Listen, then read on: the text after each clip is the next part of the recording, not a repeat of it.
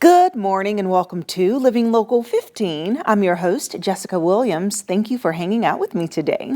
September is World Suicide Prevention Month. So today I am joined by author and advocate Leslie Weirich to learn about the unfortunate rise in suicide and gain her insight about prevention, as she is a mother who lost her son to this tragedy.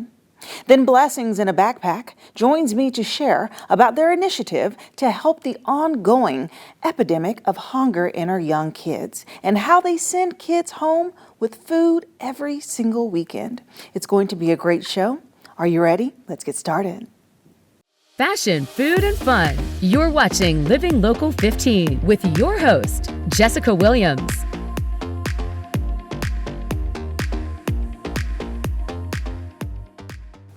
September is National Suicide Prevention Month, a time to remember the lives lost to suicide, acknowledge the millions more who have experienced suicidal thoughts, and the many individuals, families, and communities that have been impacted by suicide.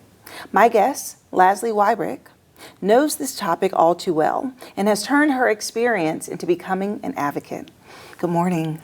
Good morning, Jessica. Thank you for having me, especially this month, because you know it's World Suicide Prevention and Awareness Month. And then September 10th, next Tuesday, will be World Suicide Prevention and Awareness Day. And in our home, that's very personal because it'll be 8 years since we've lost our son on that day. Oh my goodness, on that day. On that day. Our son very coincidentally took his life on World Suicide Prevention and Awareness Day. He was a junior at Wabash College, west of Indianapolis. He played football. And what made our story very rare and unique was on the 2-year anniversary of our son's death, September 10th of 2018, the co-captain of the football team also died by suicide. And so I know that understanding that a voice is needed on this subject matter was part of the reason that drove you to speak. But how did you overcome the hurdles of just the pain and reliving it each time you tell your story to become an advocate for this cause? That's a great question, and it's one that I get a lot. You know, I often say I didn't choose this work chose me. You know, I think one of the things was I was older, and you know, at the time I was trying to work full time and get out on my lunch hour, on the weekends, do fundraisers, speak at local civic groups, and there weren't enough hours in the day. And then, you know, a little thing happened in 2020, right? The world shut down. So on February 25th of 2020, I actually took a PTO day, and I went and I spoke at a charter high school in South Bend, Indiana. And that time I had just decided I was going to ask the question, have you lost a friend or family member to suicide? And you know, Jessica, the first class had about 60 students in it, and I think over half, about 30 of those students raised their hand. Oh, goodness. So I asked it in the next 2 classes that afternoon, and I knew that day, I was like, this has got to happen. So I went home, and my husband and I talked about it. We discussed it. We're people of faith. We prayed about it, and I decided that I was going to resign from my job, and I was going to start speaking full time. Well, as you know, COVID shut the world down 2 weeks later. So then I knew that, you know, what was needed before was going to be needed even more now. And now here we are, you know, 4 years outside of COVID. And our suicide rates are higher than they've ever been. Are they? Yes. Now? Last year, in 2023, we broke a record of, we lost over 50,000 people in our country. So if you think of a town, that's 50,000 people. Think of it driving by next year and that town's gone. You know, so we are losing way too many people, and we need to get ahead of it. And, you know, the upstream approach is what I really talk about, and building resiliency. And so I know that you mentioned that there's a higher rate or ratio in men and in young men. So tell me, what is the ratio or what is the stat, and why do you think it's so high in males? Well, you know, suicide is such a complex issue, and it's even more complex now with social media and everything else. There's just so many contributing factors. For all the suicides, everyone has a different story. Their stories are unique. But I think what happens is you reach a point where, you know, there's a lot of things piling up. It's a perfect storm. And then there's a catalyst moment when the brain gets overwhelmed. And I always say, if you can think about this, no one really wants to take their life. They don't want to die. They're trying to shut down that pain. So with young men, unfortunately, they have access to firearms. And firearms are the predominant form of, death with suicide with young men. So when I am now speaking on Army bases. Last year I was at West Point for a week. I've been in Army and naval bases around the nation. But one of the things that I do, because it's so important, is we talk about these unhealthy relationships and toxic relationships. I give the warning signs, Jessica. And then after I give those warning signs, I say, if you recognized one of those, doesn't need to be 2 or 3, even 1, I need you to go back to your barracks. I need you to give your firearm to a battle buddy to lock up for you. And I know that that talk has saved lives because I've heard from the chaplains and I've heard from people on the bases stories that have come out after my talk of soldiers who've gotten the help that they need. So I'm going to be booking, I'm starting to book into 2025 now, and I want to book as many talks on bases as I can in the next 5 years. I'm not a young woman. I'll be 65 the end of this month. So, with every breath in me for as long as I can, I'm going to be speaking about this. Yeah, and so I'm sure there are parents that are watching that are thinking in their heads like, is there a way I can know if there's something that is wrong, if there are signs or clues that I can see within my child, my youth, to try to prevent, because this month is a prevention month. So what tips or just advice would you give for parents to be aware and look out? Right. That's a great question. It's one that I get all the time. Now, I will tell you 2 things. I will tell you sometimes there are a lot of warning signs. Sometimes there are none. So if you're looking for warning signs, look for anything in their behavior that's changed.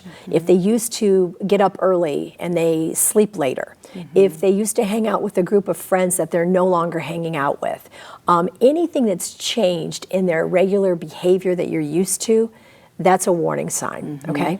And if there's only one thing that people can hear me say today, and there's only one thing they remember from this conversation, this is it.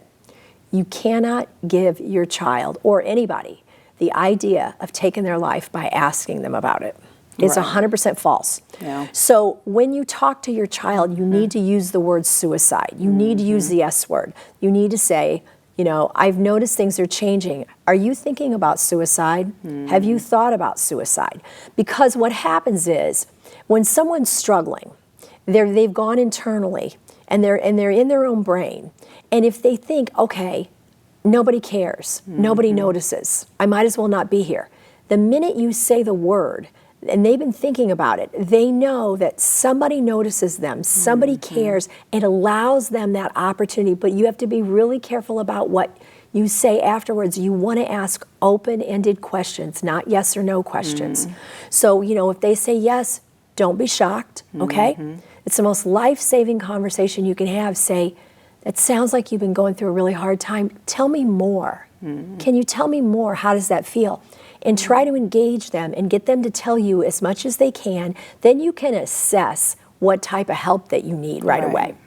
No, that's good. That's really good, because I'm sure when they keep it on the inside, it almost normalizes the thought for a while. And so when someone says it, it kind of makes it a little bit more reality. And they're like, oh, what are the repercussions, or what does this look like? 100%. And I always say, it involves other people, And I always say it has to do with our amygdala, our fight or flight or freeze, which is in the back of our brain. And many times I said in that heightened suicidal moment, so if you can think about this, the most heightened suicidal ideas that you have last anywhere from 12 hours to 48 hours. If we can get someone through that period of time, there's a greater than 90% chance they'll never die by suicide.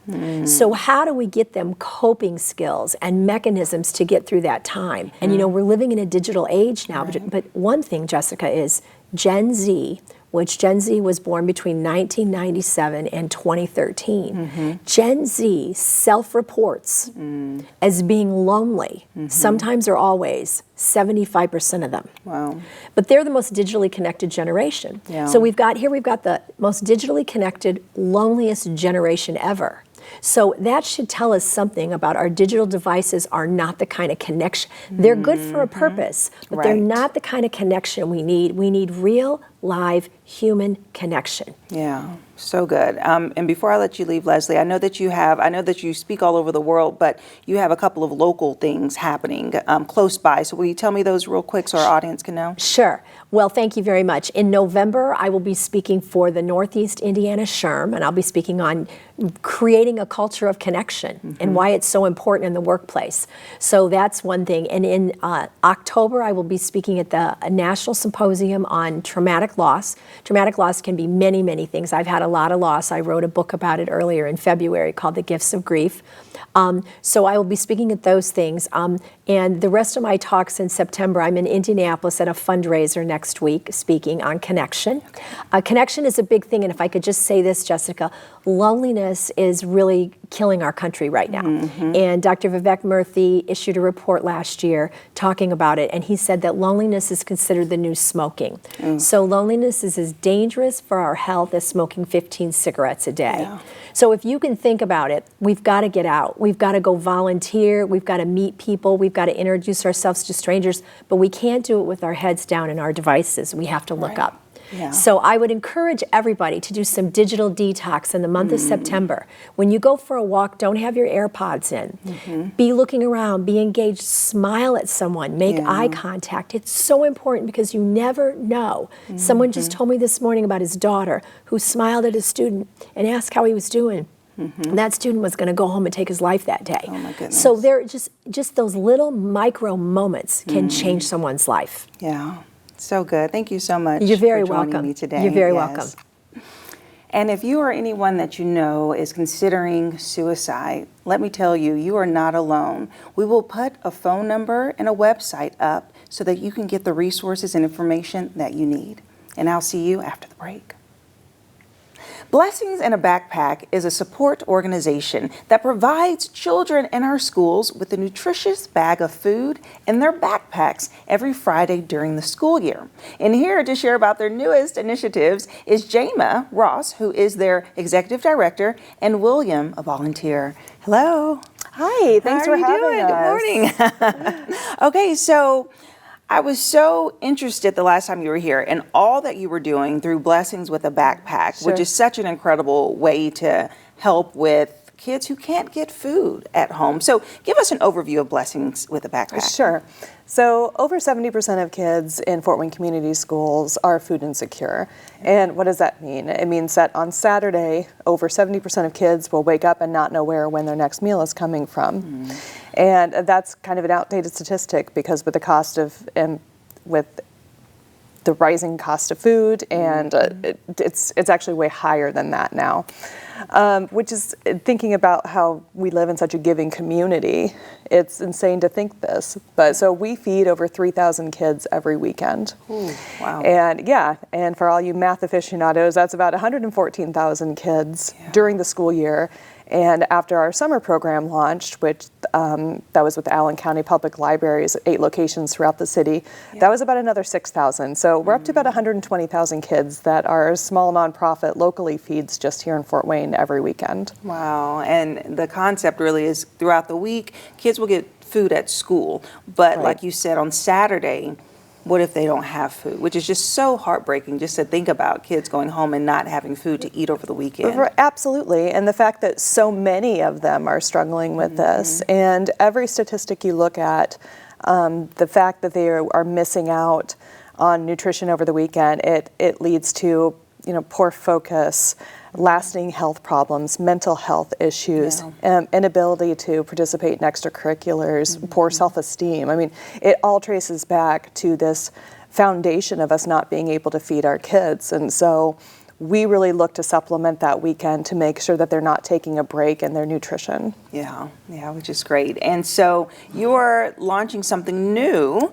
So talk to me about the Williams bag. Sure. So we have a new bag. Now we have our Blessings bag, which is the food bags that we just talked about. August of last year, we launched Believe bags, and those are bags that we give out quarterly, which really focus on the mental health aspect. Because like I said earlier, children who fight food insecurity also battle that mental health, that food stigma that's accompanying it. So that's something that we've seen amazing results from. So this is our latest bag that we're working on, and we are so excited to have, especially Will here, as part of this initiative. So this is called Brave Bags, and Brave Bags, we call them in-house Williams bags. They are specifically going to children who are undergoing treatment for abuse and neglect. So we're partnering with Better Future Clinic. And in that 24 to 48 hours before children are able to be seen, they're going to be receiving a bag from us that has food, of course, but also because when we started working with Will, he really was inside the system, and he could really speak from a place of knowing what those kids felt like. And he really lent a voice to us as a volunteer of what else should go in the bag. So the bag expanded to not only food items, but hygiene items, comfort items, like blankets, stuffed animals. He was like, we need to have activities in there for kids to kind of help distract them from like what they might be going through. Or we have little cards that we put in that are handwritten to remind them that someone out here loves them. So they really grew to much more. And as we were putting them together, we just kept thinking, you know, this is outside the box of our other things, but this is still within our scope because we want to feed the most vulnerable, and that's exactly what we're doing here with these bags. Oh my goodness, so much. So much great stuff and activities, as you said. Will was a great advocate for making sure that that these kids had as much as we could give them, considering what they would be going through. And it's really not even about the items. Like we want them to be fed. We want them to have comfort items. We want them to have the fun activities, but the hope that this gives them, and to remind them that they're not alone and they are cared for. I think that was his greatest goal, and then of course became our greatest goal too in making this new program. I love that. So William, talk to me about your experience with transitioning into a volunteer and what this bag means to you. So I've always been trying to be a big advocate, especially with the foster care system, being in it for so long, in and out about 9 to 10 times. And when my mom came to me about this, it was at a place of, hey, you don't need to share this if you don't want to, but just do what you feel comfortable with. And I felt a sense of pride and a sense of responsibility within myself to come out and speak up for these kids. A lot of people don't know about these situations going on with them, and a lot of these kids are going hungry, and it's a terrible situation. So I felt like it was our responsibility as people, as individuals, to create this bag and help give back to the kids and the community and show them that they are loved. So when we were coming up with ideas about it, we were trying to expand past food and think of more of what can we do for them in this brief time to entertain them and show them. It's kind of take away from what's going on around them and just brighten up their day, make them a little bit happier. So that's why we started doing it in kind of age groups and kind of based off of boys and girls. And we've included journals, coloring books, crayons, puzzles, just something to keep these kids engaged in their environment and keep a positive outlook, especially with the older kids. We know some of the younger kids aren't really aware of what's going on, but the older ones, as I was older in the foster care system, it takes a really big toll on them. So just being able to show them that they're loved and cared for, and that there's a place for them in our community and that they're going to be seen is really important to me and is really important for this bag. Yeah, I love that. Thank you for sharing. I love that you took your experience and are using it to help other kids. And really, this is just like a hug, right? It's like someone's thinking about you. Absolutely. You have something for yourself. And that's, again, when they had come to us and said, we'd like for you to give food bags, the response was, well, absolutely, of course. That's what we do. That's our whole mission, is to feed kids. But what William really brought to it, I get all choked up, what he really brought to it from his own experience of yes, of course, feeding them is important, but have we thought about what else they need? Have we thought about the fact that they might not have a toothbrush or soap?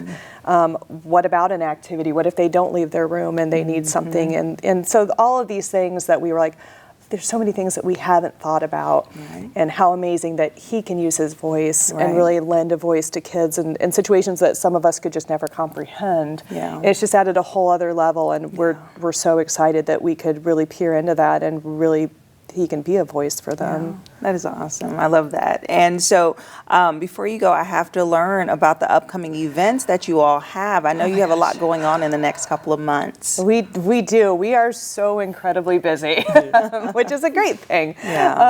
So our next event that we have coming up is September 24th, and that's our Celebrity Chef event with Chef Scott Conant from Everybody Watch Chopped Food Network. He is coming to Fort Wayne. He curates a 5-course meal at Sycamore Hills. It's incredible. Almost sold out, so yay, another sold out year. Huge fundraiser for us, but also very cool to have this amazing celebrity chef who is coming to Fort Wayne to make this dinner for our guests on behalf of kids who are battling food insecurity. And then immediately following, we have on October 5th, this huge collaborative event at Electric Works. And any of you Harry Potter fans out there, it's Hogworks. Cute. Not trademarked. Hogworks at Electric Works. Over 40 nonprofits, each of them running a different activity based on this magical theme. Really promoting not only the local businesses and the local nonprofits, but just really providing this really cool all-ages family-friendly event that is free for the public to attend and really showcases all of the nonprofits uniting and working together and showing the community, like, look at everything that we have to offer. So that's on October 5th during the day, and that's going to be just a huge event. We're really excited to be spearheading it and just seeing all of these great nonprofits forming, coming together for the community. Congratulations. And thank you so much, both of you, for coming in today. Oh, thank you so much for having us. Yes.